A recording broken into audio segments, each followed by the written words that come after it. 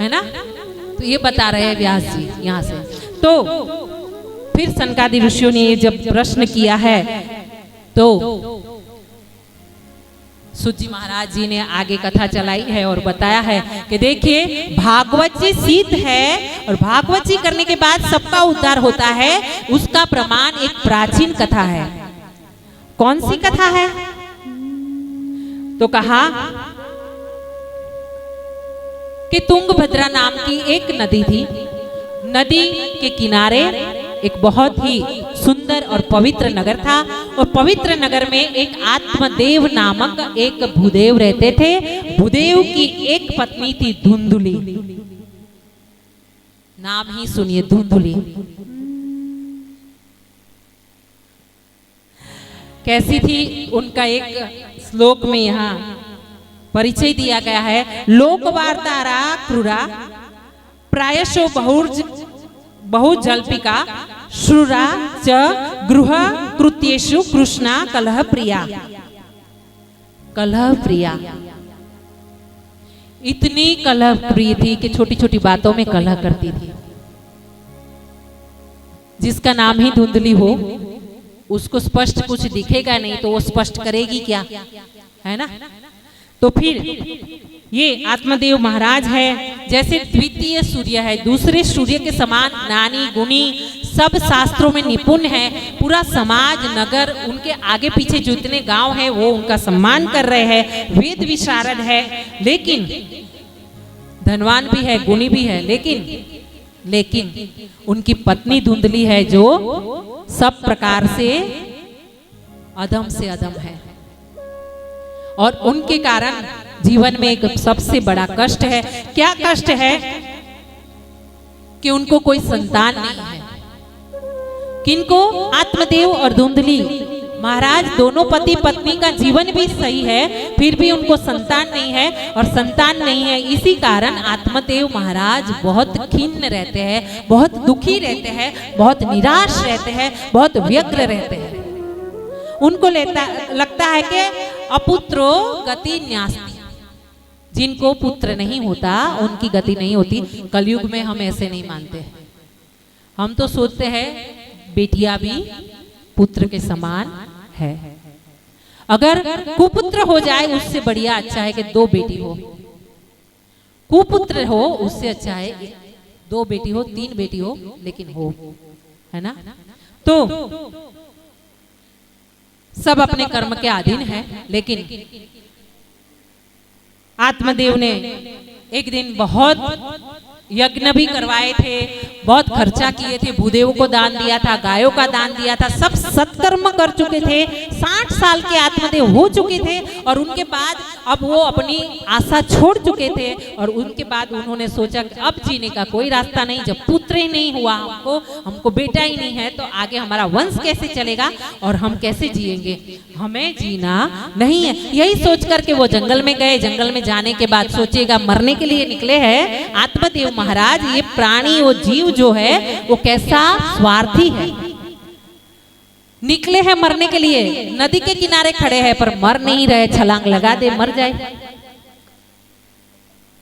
लेकिन मर नहीं रहे। वो सोच रहे हैं कि क्या करे, पुत्र होगा ही नहीं, कोई रास्ता होगा ही नहीं, कूद जाऊं कि मर जाऊं कि जी जाऊं कि क्या होगा। तभी उन्होंने एक महात्मा को देखा है, महात्मा ने उनको देखा है। महात्मा जी चल करके आए हैं कि भाई आप उदास दिख रहे हैं, निराश दिख रहे हैं, आपको तकलीफ है ऐसा लग रहा है। महात्मा होते हैं ना, गुणी होते हैं, ज्ञानी होते हैं। देखिएगा जब महात्मा संसार में आते हैं लगभग गोगल्स पहनते हैं। जो सिद्ध होते हैं ना चश्मा पहनते हैं। क्यों? सीधी दृष्टि अपने साथ नहीं मिलाते। जो सिद्ध होते हैं वो अगर दृष्टि से दृष्टि मिल गई ना, फिर सर पे हाथ रखने की उनको जरूरत नहीं पड़ती, सीधा ही उद्धार हो जाता है, अपना बेड़ा पार, है ना। और मैं तो ये बोलती हूँ कि जो सिद्ध महात्मा है ना वो कभी संसार में आते ही नहीं। वो चुटकी भर लोट आटा, चुटकी भर चावल के लिए क्या संसार में आएंगे भीख मांगने के लिए? वो जो सिद्ध होंगे ना वो नहीं आते, वो अपना कल्याण करते हैं। दूसरों के बारे में सोचते जरूर है, पहले अपना कल्याण करते हैं। जब आप में शक्ति नहीं है, आप दूसरों का क्या कर लोगे? तो ये महात्मा जी ने पूछा वो आत्मदेव से, नाम आत्मदेव है लेकिन आत्मा से जवाब नहीं मिल रहा उनको। देखिएगा आपका भी आत्मा, भागवत जी की बातें है चलती रहेगी, उसमें छोटी छोटी बातें और भी आएगी जो जानने लायक रहेगी, समझने लायक रहेगी। तो उसमें क्या बात है कि आत्मादेव है, आत्मा अपना जो है ना, वही आत्मदेव की बात हो रही है। धुंधली जो है ना वो अपनी बुद्धि है जो भ्रष्ट हो चुकी है, कैसे? कलयुग से, है ना। तो आत्मदेव जो हमारे अंदर बैठे हैं ना, वो एक दिन आप सिगरेट पियो भाइयों को, या कुछ व्यसन करो, या फिर बहनों को पड़ोसन की निंदा करो, या फिर किसी के लिए गलत सोचो, तो एक दिन अपना आत्मा बोलता है नहीं ये गलत है। देखिएगा आपका आत्मा जवाब देगा। आप सत्संगी है तो आपको जवाब जरूर मिलेगा आत्मा से। आपका आत्मा विरोध करेगा आपकी बातों का, आपके कर्मों का, गलत कर्मों का, खराब कामों का, बोलेगा नहीं ये गलत है। फिर दूसरे दिन वही काम हुआ, तीसरे दिन उससे कुछ ज्यादा काम हुआ, व्यसन बढ़ा, है ना। कुछ गलत हम झगड़ा कर दिए पड़ोसन से हम लोग, तब आत्मादेव 3 बार समझाएंगे, अपना आत्मा 4 बार खटेगा, 5 बार खटकेगा, उसके बाद अपना आत्मा जवाब देना बंद करता है। सुन लीजिएगा, ये सब चलते रहेंगे, आप यहाँ ध्यान दीजिएगा, वरना हमारा भी लिंक टूट जाएगा। और समय बहुत कम है, 5 तो बज गए हैं, मुझे 6 बजे तक का टाइम चाहिए, 2 से 6 का। वैसे बहनों ने तो बोला था मुझे 6 बजे नहीं 6:30 बजे तक बैठेंगे, लेकिन हम उतना नहीं खींचेंगे, आपको तकलीफ नहीं करवाएंगे। हाँ, वो समझते हैं हम कि भागवत जी बैठिए उतना ही ज्यादा बहुत है। तो ये आत्मदेव ने कूद का नहीं लगाया। महात्मा जी आए तो महात्मा जी ने पूछा तो उनको पांव पकड़ लिए, महात्मा जी से गिड़गिड़ाए और बोले कि बाबा हमको कुछ ऐसा करो कि हमको पुत्र हो जाए। महात्मा जी ने बोला कि देख तेरे सर की सिकन से और तेरे हाथों की रेखा से नहीं लगता कि 7 जन्म तक तुझे पुत्र हो सकता है। और एक बात बता दे, आपको जाने की जरूरत है, आपको जाने की जितनी जल्दी है उससे ज्यादा जाने की मुझे जल्दी है, क्योंकि मेरा घर 1 घंटा दूर है और सुबह से हम भी कुछ खाए पिए नहीं है, है ना। तो आप अगर मेरे सामने मुंह लटकाओगे, इशारा करोगे, मैं यहाँ से ही भागवत संपूर्ण कर सकते हैं, अच्युतम केशवम, और आपको पूर्ण फल मिले, वही भागवत जी को प्रार्थना कर दूंगी मैं वही आशीर्वाद दूंगी यहाँ से, है ना। तो भाव से बैठिए, ज्यादा हम समय नहीं लेंगे, क्योंकि समय का सबको पता है, सबसे ज्यादा कीमती इंसान नहीं अब समय है, बाकी कुछ नहीं रहा जिंदगी में, है ना। इंसान की तो कोई कीमत नहीं रही। तो बुरा नहीं मानिएगा, किसी को अगर पगड़ी पहननी है पहनो, लेकिन बुरा मत मानिएगा। मैं आपकी छोटी बहन हो सकती हूँ, आपकी बड़ी बहन हो सकती हूँ, आपकी दादी हो सकती हूँ, चाची हो सकती हूँ, हाँ कुछ नहीं हो सकती हूँ, लेकिन बुरा मत मानिएगा, है ना। मैं आपको हाथ जोड़ के विनती करती हूँ, जब बैठे हैं आधा घंटा और ज्यादा।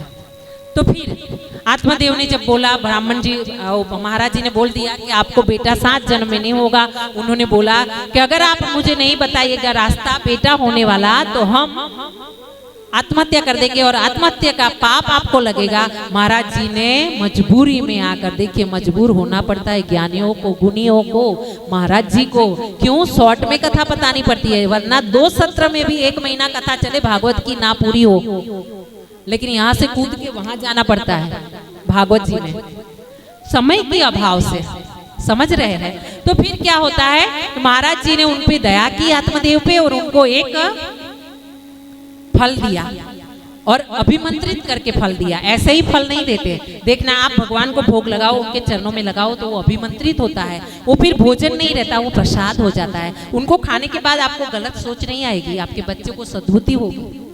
कुछ भी खाओ उससे पहले भगवान को भोग अवश्य लगाओ, कुछ भी खाओ, और कुछ भी खाने में अपना वेजिटेरियन खाना उसकी बात है ना।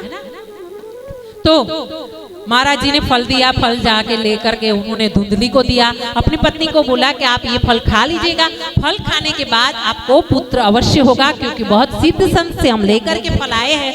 तो धुंधली ने क्या कहा कि हम खा लेंगे, वो बोले कि आप अभी खा लो हमारे देखते ही, लेकिन वो नहीं खाई।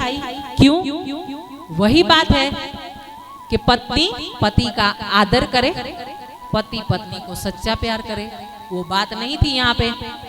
होता है एक ट्रैक्टर का पहिया रहता है, पहिया एक ट्रैक्टर का और एक साइकिल का रहता है समाज में, है ना। फिर वो गाड़ी जाती है गटर में, वो सीधी नहीं जाती, वो संग काशी को नहीं पहुंचता, है ना। फिर उनके बच्चे नामो निशान मिटता जाता है।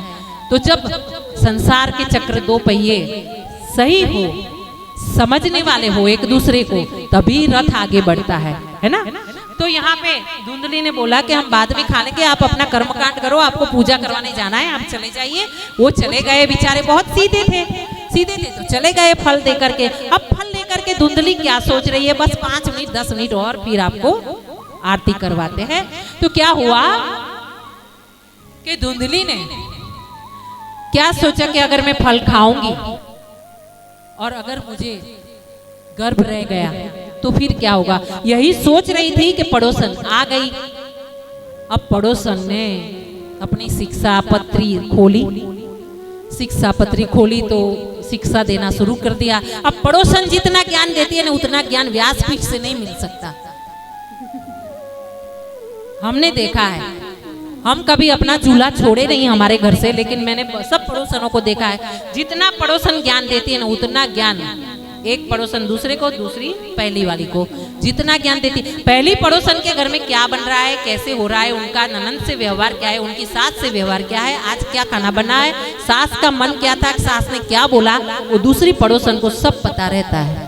और इसके बारे में भी उसको सब पता रहता है कि आज भैया ने नई साड़ी ला के दी है, 500 की है, 1000 की है, 550 की है, सब पता चलता है ना। तो पड़ोसन से ज्यादा गुणी कोई नहीं है वैसे तो, चाहे तो जीवन सुधार दे और चाहे ना सर्वनाश कर दे। नारी में वो शक्ति है, लेकिन नहीं। ठीक है, भगवान का नाम लेते हुए आगे बढ़ते हैं। धुंधली की पड़ोसन आई है, भागवत जी में लिखा है, गुणीजन और बताते हैं भागवत जी में लिखा है, लेकिन पड़ोसन अच्छी थी। उसने बोला कि आपको डर क्या है, शुद्ध संत तो बहुत मुश्किल से कोई सिद्ध मिलते हैं, आपको सिद्ध संत ने फल दिया है, आप आरोग्य हो, आप उसको भोजन में ले लो, फल खाओगी तो आपको बेटा ही होगा, हमें विश्वास है, आपको क्यों नहीं हो रहा, और फल खा लो तो आपका गर्भ रहेगा, बेटा होगा। तो वो बोल रही है, धुंधली क्या बोल रही है, अगर हमको गर्भ होगा तो बात में बात होती है ना, बहनों की बहुत बात होती है, कल बताएंगे बहनों की क्या बात होती है, उस पे भी एक चर्चा PhD हो सकती है उसमें, है ना। उसमें हम भी आ गए, आप भी आ गए, हम बहनों से अलग नहीं है, लेकिन बुरा मत मानिएगा, हम सब अपनी बात कर रहे हैं। भागवत जी मतलब क्या है, कृष्ण भगवान तो है, साथ में अपना भी लेके स्वाध्याय चलना है ना। तो फिर वो पड़ोसन ने बताया कि खा लो, तो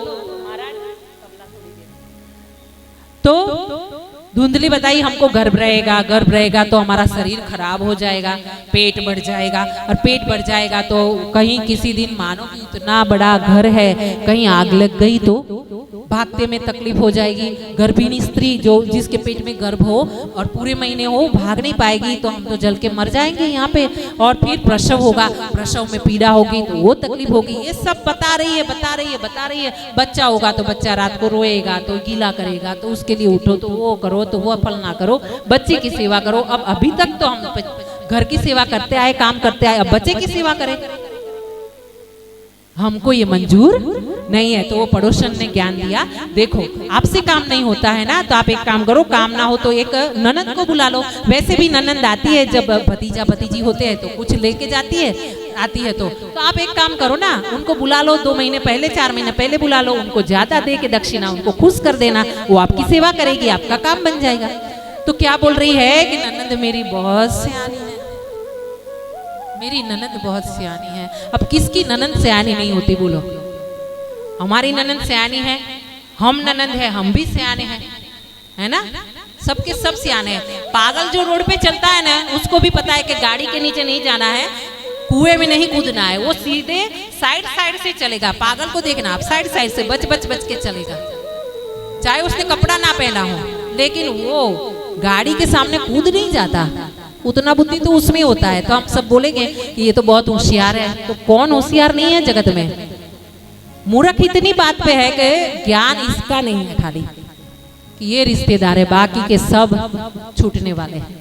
तो वो बहन जी बताई कि ननद को बुलाओ, तो बोले बोल नहीं नहीं नहीं, ये नहीं सब